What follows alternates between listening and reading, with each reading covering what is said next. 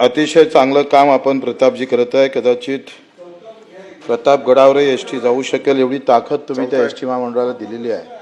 मला एक सांगा का मंत्री महोदयांनी ऍड केला, सभापती महोदय, सदस्यांची परवानगी नव्हती प्रत्येक त्याला. तालुक्यात एसटी डेपो आहे आणि तिथं श्रीकांत दिव्यांगाला भारतीयांची आपण परवानगी जर नव्हती. काही गाळे देता आले आणि दिव्यांगाला त्या माध्यमातून रोजगार जर देता आला तर मंत्री महोदय एक चांगला रोजगार दिव्यांगाला प्राप्त होऊ शकतं. प्रत्येक डेपोवर 2-2, 3-3 गाळे जर आमच्या दिव्यांगासाठी राखीव ठेवावे जेणेकरून त्यांचा रोजगार तिथं भेटन, त्यांना अधिक काय सुविधा देता येईल.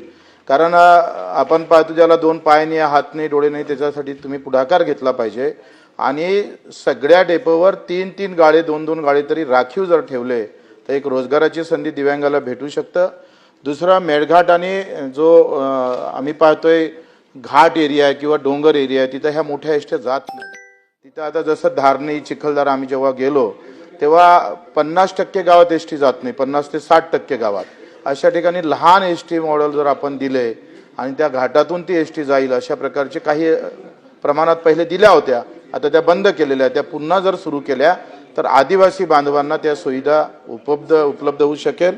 तिसरा प्रश्न असा आहे का जो कलेक्टरच्या चालकाला जो पगार भेटतं किंवा तुमच्या चालकाला जो पगार भेटतं तो एसटी चालकाला का भेटत नाही, हे विषमता तुम्ही कधीपर्यंत थांबवणार आहे?